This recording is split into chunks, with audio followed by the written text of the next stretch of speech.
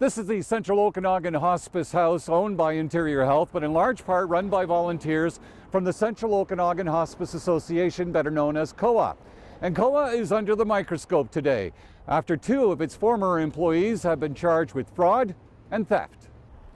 It's been 4 months since the Great Flood hit Grand Forks, and it was in June when Premier John Horgan visited the city saying he was going to come up with a plan to help the more than 100 homeowners directly impacted by the floods.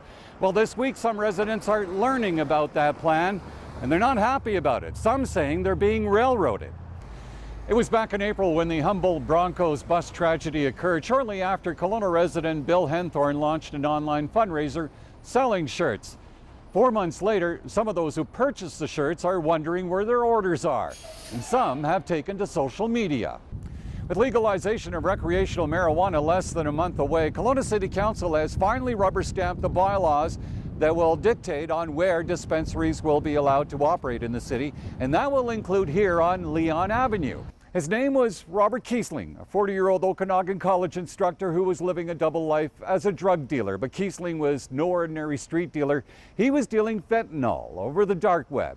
A surprise recommendation deals with safe injection sites. McKinnon says the city should have a permanent safe injection site instead of a mobile unit currently being operated by Interior Health.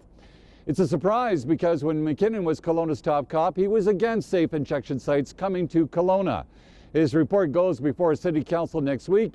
Council is expected to make a list of recommendations based on his report early in the new year. Kelly Hayes, Global News, Kelowna.